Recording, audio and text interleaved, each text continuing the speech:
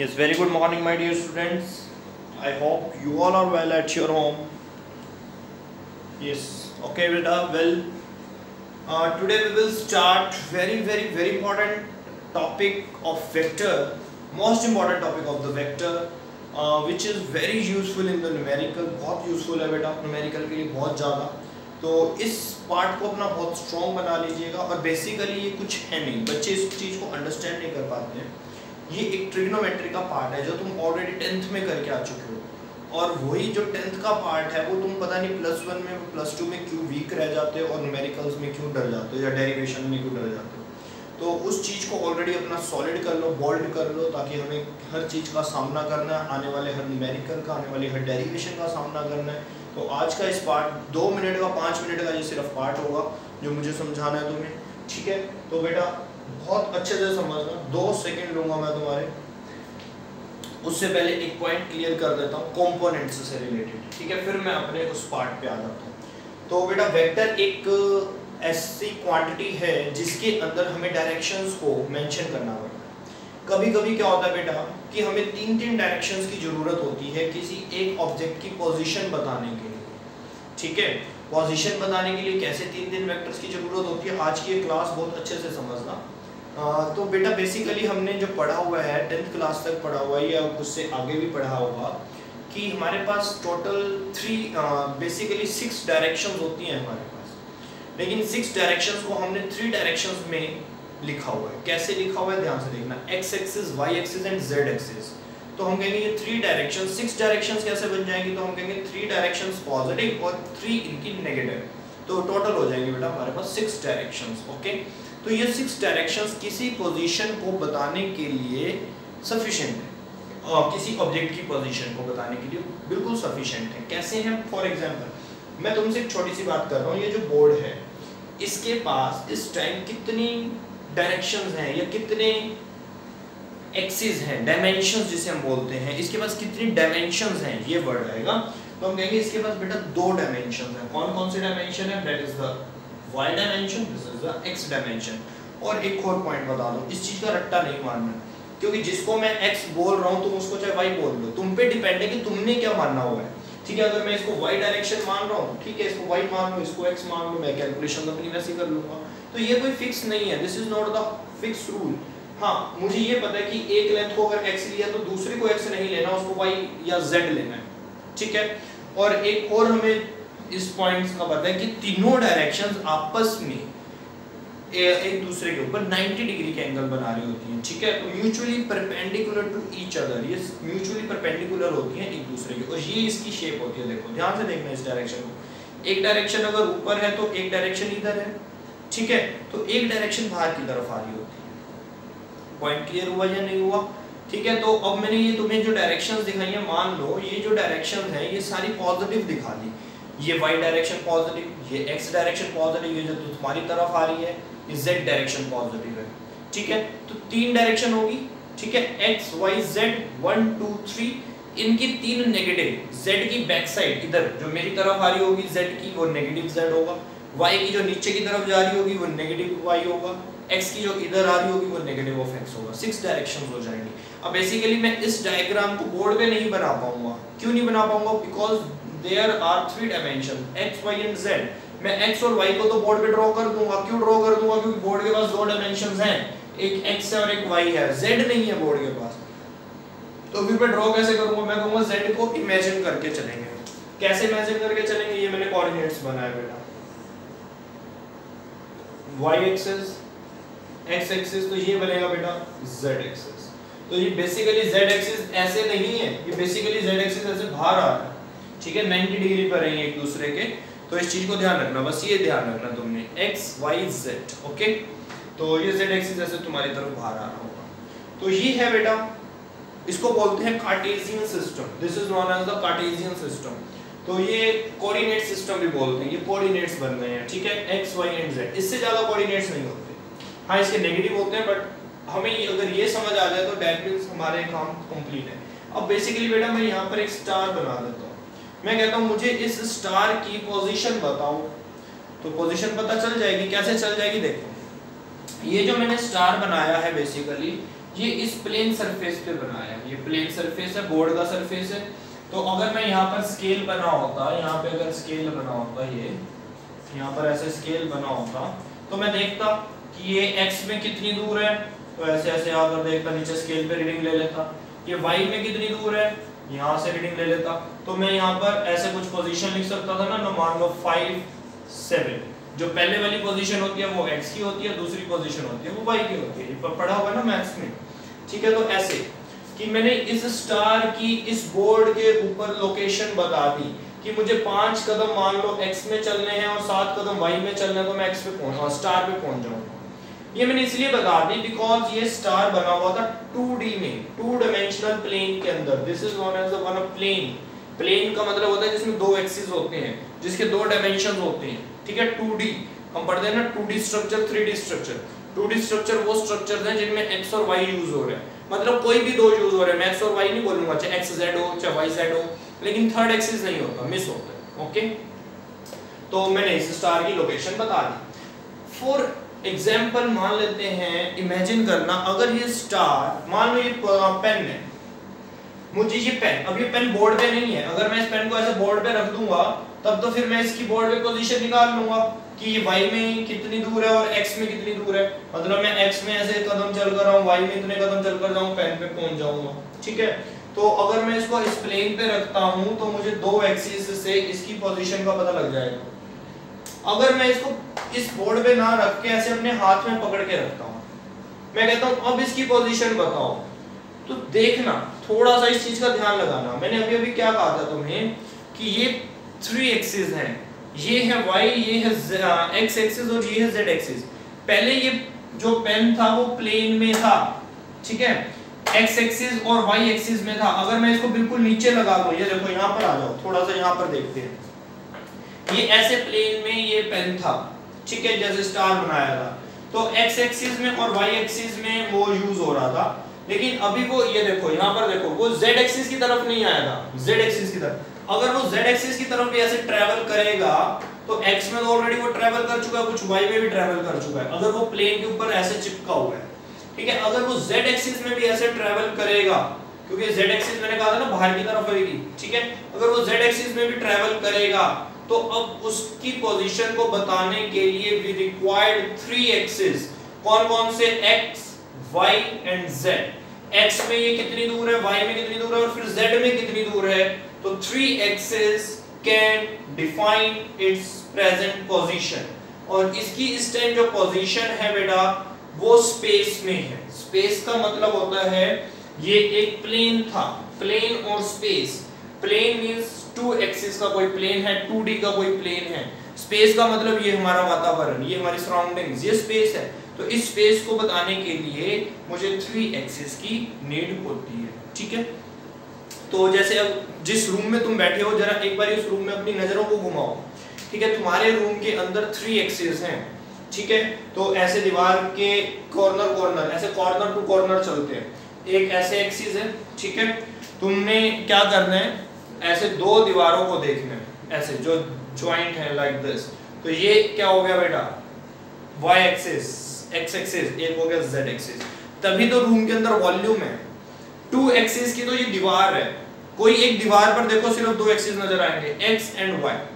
किसी भी दीवार पर देखो पर्टिकुलरली 2 एक्सिस नजर आएंगे, बिकॉज ये 2D है, इसके पास 2 ही डायमेंशन है, इसको प्लेन बोलते हैं, दैट इज अ प्लेन, ठीक है। और रूम जो है, रूम के अंदर स्पेस है, बोलते हैं ना रूम इज स्पेशियस रूम। तो दैट मींस उसके एक्सिस जो है उसका स्पेस इंक्रीज कर सकते हैं। हाइट अगर बढ़ा देंगे तो स्पेस बढ़ जाएगा, लेंथ बढ़ा देंगे तो स्पेस बढ़ जाएगा, विड्थ बढ़ा देंगे तो स्पेस बढ़ जाएगा। तो 3 एक्सिस को मिलाकर स्पेस बनाया जाता है, ठीक है। और रूम में अगर मैं इस पोजीशन पूछता हूं इस पेन की, तो तुम्हें 3 एक्सिस डिफाइन करने पड़ेंगे कि x एक्सिस में इसकी पोजीशन कहां है, y में कहां है, z में कहां है। Then you can reach to this pen, तब तुम इस पेन तक पहुंच जाओ, ठीक है। तो 3 पोजीशंस को बताने के लिए तुम्हें x, y और z 3 की हेल्प लेनी पड़ेगी। इसमें 2 की हेल्प ले रहे थे क्योंकि ये प्लेन पर था। तो I hope you are getting to me very clearly, समझ पा रहे हो तुम कि ये एक्सिस का खेल क्या है। तो y, x एंड z तुम्हारी तरफ, ठीक है। अगर नेगेटिव है तो पीछे की तरफ, ठीक है। बट ऐसा नहीं है कि यहाँ पर इस कोने में आ जाएगा, नहीं, समझो इस चीज को। मेरी मजबूरी है कि हमें ऐसे ड्रॉ करना पड़ रहा है, ऐसे नहीं बना सकता मैं, I am not a magician, okay, तो ये क्लियर हुआ बेटा। अब वेक्टर्स में भी हमें ऐसा कुछ करना है कि उसको बोलते हैं हम Cartesian system, components, Cartesian components of the vector. तो x को बेटा हम लिखेंगे i कैप से। कैप का मतलब मैंने तुम्हें समझा रखा है, कैप का मतलब है बेटा यूनिट वेक्टर, ठीक है, कि वो x डायरेक्शन में है। ये डायरेक्शन देने के लिए वेक्टर होते हैं। अगर i कैप की बात होगी तो x एक्सिस में उसकी डायरेक्शन होगी। y को लिखेंगे बेटा हम j कैप से। j कैप अगर लगा हुआ है तो दैट मींस y डायरेक्शन दी गई है। z को लिखोगे बेटा तुम k कैप से, ठीक है। तो ये बेटा ड्रॉ करेंगे, सभी ड्रॉ करेंगे इस चीज को, x को i कैप से, y को j कैप से और z को k कैप से। क्योंकि किसी किसी वेक्टर्स के पास तीनों पोजीशंस भी हो सकती हैं, क्योंकि अब हम पढ़ चुके हैं ना ट्रायंगल लॉ, वेक्टर लॉ। वो डायगोनल जो आता है क्या पता किधर चला जाए वो डायगोनल, वो रिजल्टेंट किधर चला जाए, ठीक है। अगर वो रिजल्टेंट ऐसे आ जाए, थोड़ा सा टिल्टेड हो जाए, मतलब मैं प्लेन में बना दिया ये रिजल्टेंट, ठीक है। अगर ये रिजल्टेंट प्लेन में बना दिया तो इसके तो दो ही कंपोनेंट बन रहे हैं, एक x और एक y। अगर मैं इस रिजल्टेंट को थोड़ा सा ऐसे ना बना के ऐसे बना दूं, मतलब बाहर निकाल दूं, थोड़ा सा इस तरफ मोड़ दूं, तो दैट मींस इसमें 3 कंपोनेंट जुड़ जाएंगे। फिर ये इस तरफ झुक जाएगा तो z भी आएगा इसके साथ। तो z में कितना झुका हुआ है वो भी तुम्हें बताना पड़ेगा। तो बेसिकली तुम कभी-कभी 3 डायरेक्शंस को यूज करोगे एक पोजीशन बताने के लिए, ठीक है। तो वैसे तो 2 डायरेक्शन से काम चलेगा, लेकिन कभी-कभी 3 की जरूरत पड़ सकती है। तो तुम्हें पता होना चाहिए i cap, j cap and k cap, okay. I for x axis and j for y axis, k for z axis, okay. तो आई होप कि तुम्हें ये क्लियर हो गया होगा। तो मैं इसको कंपोनेंट्स की फॉर्म में लिखते कैसे हैं वो लिख के दिखा देता हूं एक बारी, वो तुम भी मेरे साथ लिख लो ताकि तुम्हें रिवाइज करना इजी हो जाए।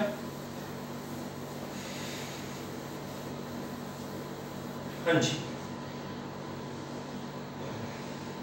तो ये देखेंगे बेटा यहाँ पर कि मैंने यहाँ पर कोई एक वेक्टर लिया a वेक्टर, तो इसको कंपोनेंट्स की फॉर्म में लिखना है। मतलब मैं कहता हूँ कि इस a वेक्टर में इस ऊपर लिख लो presentation in Cartesian component system, presentation in Cartesian component system, या फिर सिंपल भी लिख सकते हो इन कोऑर्डिनेट सिस्टम, ठीक है। कार्टेशियन नहीं लिख रहे तो कोऑर्डिनेट सिस्टम, तो प्रेजेंटेशन दिखा रहा हूं मैं इसकी। तो a को लिखोगे बेटा a x आ गया ना, छोटा सा लिखना पैर के नीचे, इनटू i कैप। तो a x मतलब a में जो x का कंपोनेंट है, जितना ये x में मैग्नीट्यूड रखता होगा उसको i के साथ मल्टीप्लाई करते हैं। ये x एक्सिस में चला गया। a का जो y का मैग्नीट्यूड है उसको j के साथ मल्टीप्लाई करते हैं, क्योंकि magnitude into direction gives a complete vector.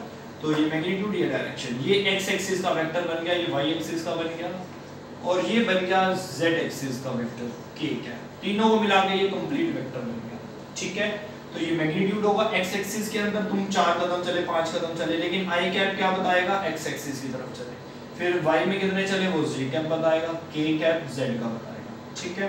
ऐसे ही अगर मैं v वेक्टर भी ले लेता हूं तो वो क्या बन जाएगा बेटा, b x i cap, b y j cap, v z k cap. बहुत सिंपल है, डरना नहीं है इससे, कुछ है ही क्या, सिंपल। मैंने इसके 3 कंपोनेंट्स ही तो लिखे हैं, ओके।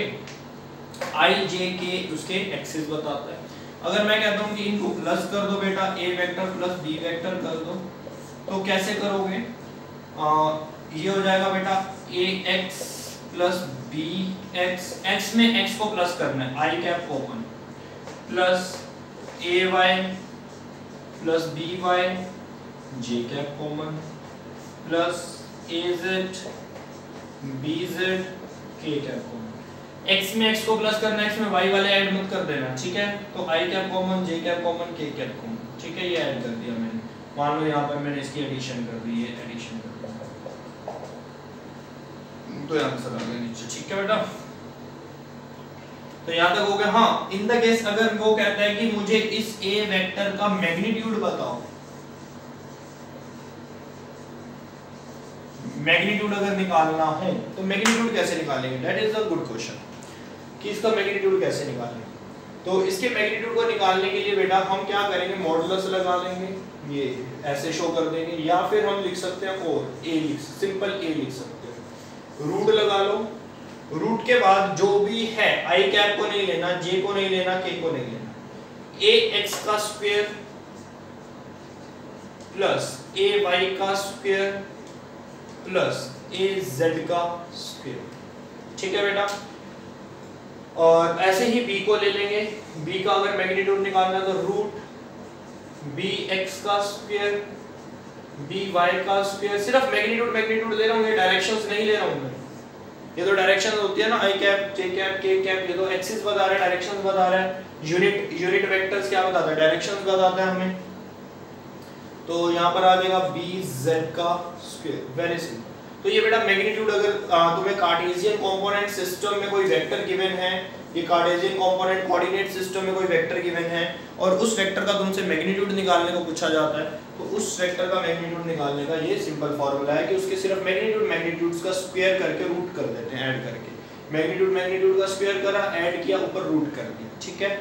इन द केस अगर कोई मैग्नीट्यूड नेगेटिव आ जाता है, एग्जांपल ले लेते हैं कोई, जैसे a है मान लो 2i cap plus minus 5j cap plus 3k cap, तो क्या होगा बेटा, ये -5 भी पॉजिटिव बन जाएगा। क्यों पॉजिटिव बन जाएगा, इस a वेक्टर का अगर मैं मैग्नीट्यूड निकालता हूं तो a का मैग्नीट्यूड कैसा आएगा बेटा, ध्यान से देखना, रूट 2 का स्क्वायर प्लस -5 का स्क्वायर प्लस 3 का स्क्वायर। देखो -5 का जब स्क्वायर करोगे पॉजिटिव हो जाएगा, तो नेगेटिव का इफेक्ट नहीं होता इसके अंदर। मैग्नीट्यूड में नेगेटिव भी पॉजिटिव बन जाते हैं, मतलब तुम्हें सिंपली ऐड करना होता है, चाहे नेगेटिव हो चाहे पॉजिटिव हो, ऐड ही होगा। ये देखो नेगेटिव भी प्लस बन जाएगा यहाँ पे आके। ठीक है। तो आई होप कि तुम्हें मैग्नीट्यूड कार्टेशियन कंपोनेंट्स, पहली बात तो तुम्हें ये एक्स वाई जेड समझ आ गए हैं कि क्या है ये, कैसे एक्सिस है।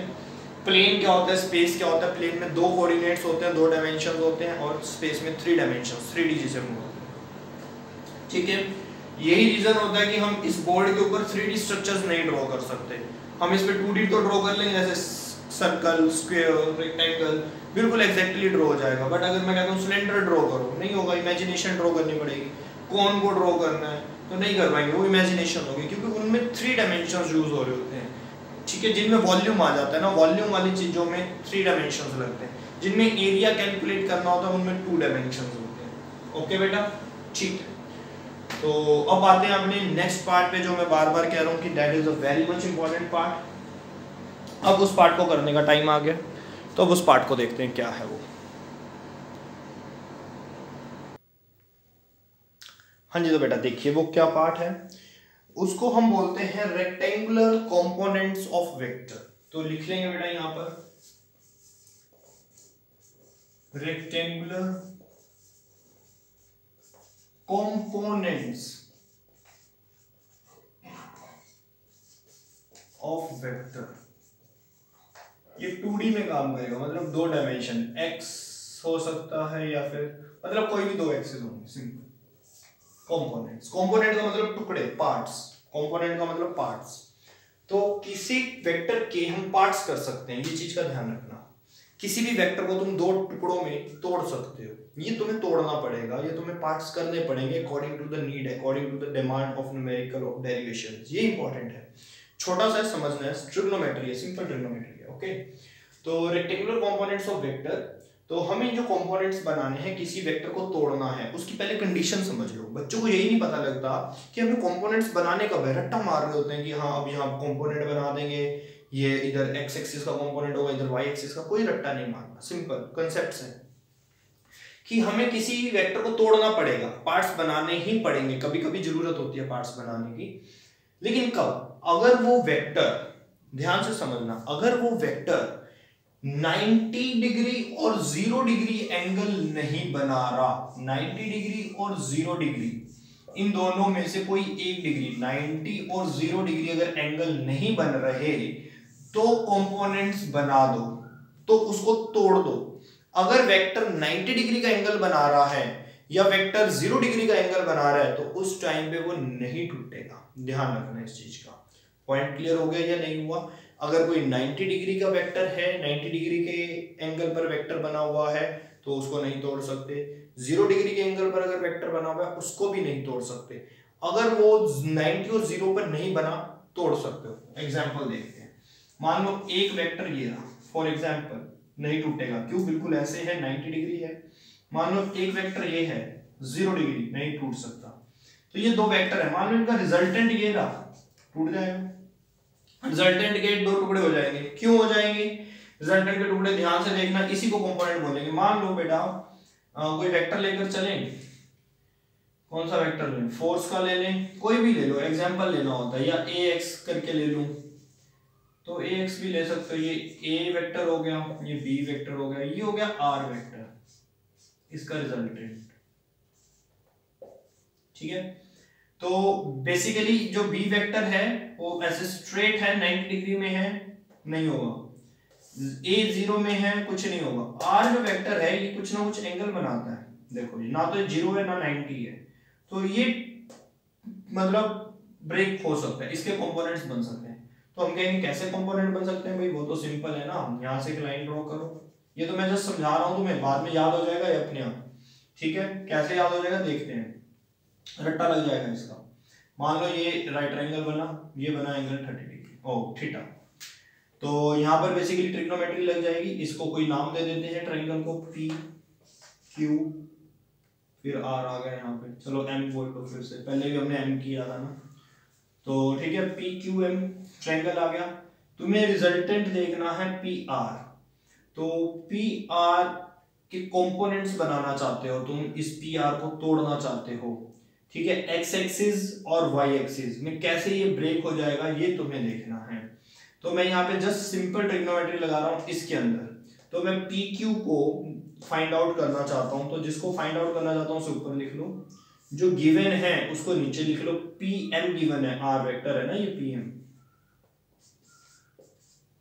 तो पी एम गिवन है। ये काम तुमने पहले भी किया था ना ट्रायंगल ऑफ वेक्टर एडिशन का, जब रिजल्टेंट निकाला था, डेरिवेशन की थी।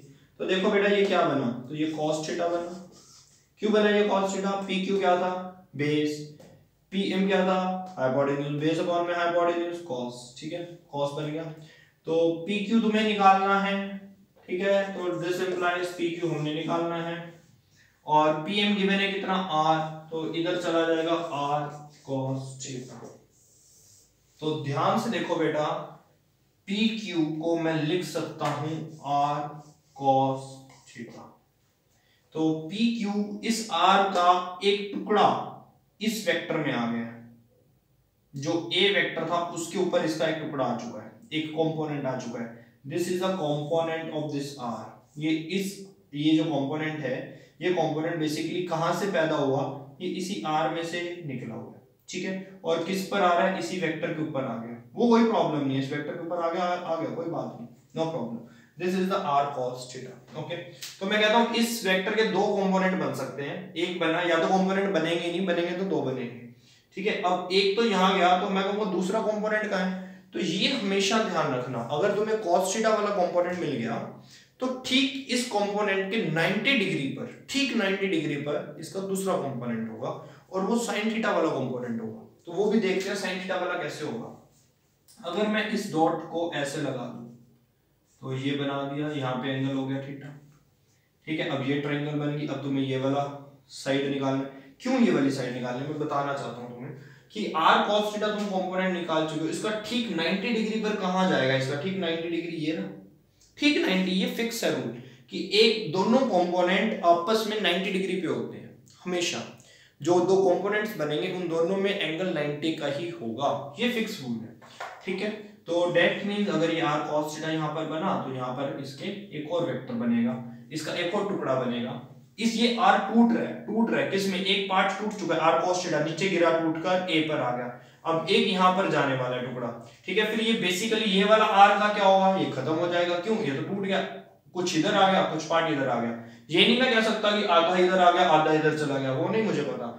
इसमें से कुछ परसेंटेज 20%, 30%, 40, 70 जितनी भी है वो यहाँ आ गई, बची हुई परसेंट यहाँ चली जाएगी। तो इसको निकालना बेटा, इसको, ये मैंने p लिया था ना, ये p q m था, तो इसको कुछ पॉइंट मान लेते हैं से n।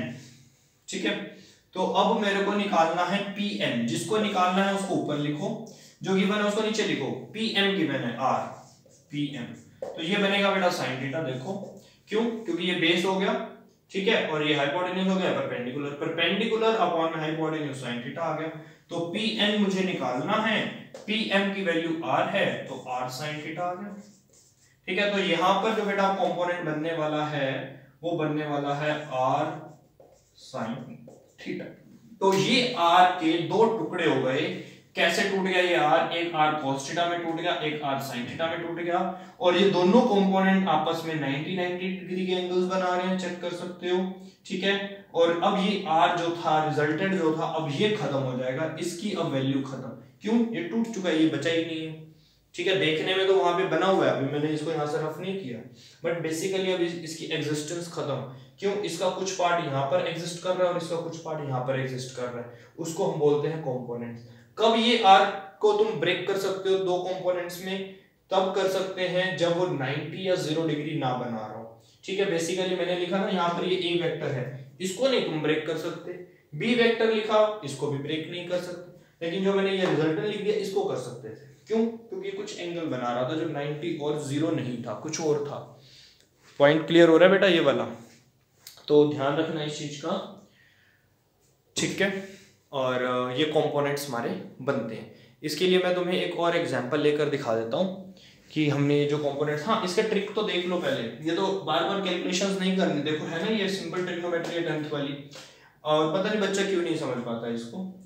तो अब देखो तुम्हें करना क्या है, तुम्हें सिर्फ दो बातों का ध्यान रखना है। सबसे पहले एक ही बात का ध्यान रखो, जिस वेक्टर की अगर तुम कंपोनेंट बना रहे हो पहले चेक करो कि 90 और 0 डिग्री पे तो नहीं है। अगर वो 90 और 0 डिग्री पर है तो कंपोनेंट नहीं बनेंगे। रीजन देता हूं मैं उसके क्यों नहीं बनेंगे, देखना। जब भी कंपोनेंट्स बनते हैं बेटा, एक कंपोनेंट cos थीटा की फॉर्म में होता है तुम्हारे पास, और एक कंपोनेंट होता है sin थीटा की फॉर्म में। कंपोनेंट बनेंगे कितने? हमेशा दो। ठीक है, एक कंपोनेंट बनेगा cos थीटा की फॉर्म में और एक कंपोनेंट बनेगा sin थीटा की फॉर्म में। पॉइंट क्लियर है? ठीक है, मैं 90 और 0 को मना कर रहा हूं, क्यों? क्योंकि मैं जानता हूं मेरे कंपोनेंट cos और sin की फॉर्म में आने वाले हैं। तो अगर मेरा कंपोनेंट cos की फॉर्म में है और मेरे पे 90 डिग्री है तो cos 90 0 हो जाएगा, पता है ना, cos 90 0 हो जाएगा। अगर cos 90 0 हो गया तो ये वाला कंपोनेंट खत्म। अगर कंपोनेंट ही खत्म हो गया तो दैट मींस उसके टुकड़े हुए ही नहीं, क्योंकि कम से कम दो कंपोनेंट तो बनेंगे ही बनेंगे। अगर एक कंपोनेंट 0 हो गया तो मतलब वहां कंपोनेंट है ही नहीं। और तुम कहोगे sin थीटा वाला, ये पॉसिबल नहीं है कि अकेला कंपोनेंट एग्जिस्ट करेगा, वो तो हो नहीं सकता, अकेला तो वो खुद भी था। बनेंगे तो दो टुकड़े होंगे ना, क्योंकि अकेला तो वो पहले से ही था। तो अगर 0 की बात करता हूं तो sin 0 हो जाएगा, sin 0 डिग्री, ये वाला कंपोनेंट खत्म हो जाएगा। तो दैट मीन 90 डिग्री और 0 डिग्री इज प्रोहिबिटेड, तो इसको हमें यूज नहीं करना, इसको छोड़ना है। अगर इसके बाद कोई और हमारे पे एंगल आ जाता है तो उससे हम कंपोनेंट्स बना देते हैं, कंपोनेंट समझ के उसके टुकड़े कर देते हैं। ठीक है, हमेशा sin और cos थीटा की फॉर्म में ही होंगे कंपोनेंट्स। ओके, तो याद करो बेटा, जो थीटा एंगल जहां पर बन रहा है, देखो ध्यान से देखना, हमें पता है टोटल तो 90 होगा ना दोनों कंपोनेंट्स में। ठीक है, टोटल 90 होगा, लेकिन ध्यान से देखो ये रिजल्टेंट है, जो जिस वेक्टर को तुम तोड़ रहे हो ये वो वाला वेक्टर है, जरूरी नहीं है रिजल्टेंट होगा, कोई भी वेक्टर हो सकता है। ठीक है, ये वो वाला वेक्टर है जिसको हमने तोड़ना है, और ये इधर बना रहा है कुछ एंगल बना रहा है, इस सरफेस के साथ ये कुछ एंगल बना रहा है थीटा, लेकिन इधर वो कोई एंगल नहीं बना रहा। जिधर कोई एंगल नहीं बन रहा ना, जिधर कोई एंगल नहीं है वहां पे कंपोनेंट होता है साइन का, जिधर एंगल बन रहा होता है वहां पे कंपोनेंट होता है कोस का। सिंपल ट्रिक है कि जिधर एंगल बन रहा है वहां पे कंपोनेंट इसका, देखो कंपोनेंट कैसे लिखोगे, जोन सा भी यहाँ पे वेक्टर है, मैंने लिया हुआ है रिजल्टेंट r लिया हुआ है, r वेक्टर। ठीक है, तो r का component r cos theta, r जरूर लिखना, r cos थीटा। ठीक है, इसी का फिर एक और कंपोनेंट इधर r sin थीटा। अगर ये कोई और वेक्टर होता, मान लो फोर्स होता, तो यहाँ पर f होता, तो f cos theta, f sin theta. ठीक है, तो ध्यान रखना, जिधर एंगल, जिस लाइन के साथ वो एंगल बना रहा होता है उस लाइन में जो कंपोनेंट उसका फॉल करेगा, गिरेगा, अगर वो कंपोनेंट होगा cos वाला। ठीक है, ठीक उसके 90 पर चला जाएगा sin वाला फिर। ओके, तो बेटा इसकी प्रैक्टिस अभी हमें करनी है, इन न्यूमेरिकल्स तुम देखोगे, प्रैक्टिस करोगे, डेरिवेशंस में इसकी प्रैक्टिस करोगे, लेकिन इसके कांसेप्ट्स को समझो, बहुत इजी है, सिंपल। कंपोनेंट का मतलब पार्ट्स हो जाते हैं, दो टुकड़े हो जाते हैं उसके। कब हो जाते हैं? जब 0 और 90 डिग्री नहीं होता। होते किसके हैं? बेसिकली वेक्टर के, स्केलर के मत कर देना भूल कर भी, वेक्टर के हम कंपोनेंट्स बना सकते हैं। ठीक है, तो ये कंपोनेंट्स का पार्ट है बेटा, जिसको हम बोलते हैं rectangular components of a vector. 0 और 90 डिग्री पर नहीं होगा, हिंदी में लिख देना चाहिए आगे, when angle are 90 और 0 degree then we cannot make rectangular components of vector। ठीक है, ये लिख सकते हो। और फिर ये हमने ट्रिग्नोमेट्री करी, एक ये वाला कंपोनेंट निकला कौन सा PQ, ठीक है, फिर एक निकला हमारा यहाँ पे PN, ये निकला PN r sin थीटा। ठीक है, बेसिकली अब मैंने तुम्हें ये भी बता दिया कि जिधर ये थीटा एंगल लोगे, ठीक है, उधर वाला जो कंपोनेंट होगा बेटा वो कौन सा होगा, बेसिकली r cos थीटा और ये होगा r sin थीटा।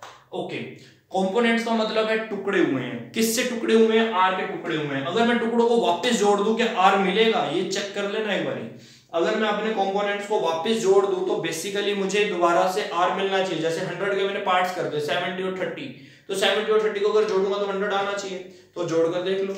अब रिजल्टेंट निकालने का फॉर्मूला मैंने तुम्हें दिया हुआ है ना, r is equal to what, a square plus b square plus 2ab cos theta, यही दिया हुआ है। तो यहाँ पर दो वेक्टर लिए, a vector and b vector, इन दोनों वेक्टर के बीच में जो एंगल होगा वो यहाँ पे लिखा जाएगा थीटा में। तो a और b वेक्टर के बीच का एंगल मैंने लिया 90 डिग्री, a और b के बीच का एंगल कितना लिया बेटा, 90 डिग्री। तो अगर मैंने यहाँ पे 90 डिग्री एंगल लिया है तो cos 90 0, तो ये वाला टर्म खत्म हो जाएगा, a square plus b square रह जाएगा तुम्हारे पास, क्या रह जाएगा, सिर्फ a square plus b square. तो अब a की वैल्यू जो आई है वो बेसिकली क्या आई है, r cos थीटा, इसकी क्या आई है, r sin थीटा, तो करो स्क्वायर, फिर ये हो जाएगा r square cos square theta plus r square sin square theta. तो r square common, cos square theta plus sin square theta क्या हो जाएगा, 1 स्क्वायर से कट जाएगा, ये बन गया r, बन गया दोबारा से r। Got this point. तो बेटा इसके अकॉर्डिंग मैंने तुम्हें ये कंप्लीट करवा दी है कंपोनेंट, तो इसको समझो अच्छे से, कर लो इनको, ठीक है। तो आज इतना ही करेंगे, कंपोनेंट्स तक करेंगे। और अब इसका नेक्स्ट लेक्चर जो नेक्स्ट वीक में लेक्चर आने वाला है वो मल्टीप्लिकेशन स्टार्ट हो जाएगी, क्योंकि एडिशन, सब्ट्रैक्शन, कंपोनेंट्स और Cartesian system means coordinate components वो मैंने तुम्हें अच्छे से करवा दी। इसकी प्रैक्टिस जरूर करना, रिवाइज करना संडे को, सैटरडे को अच्छे से बैठ के, बहुत यूजफुल चैप्टर है ये हमारे लिए। ओके बेटा, thank you, have a peaceful day ahead.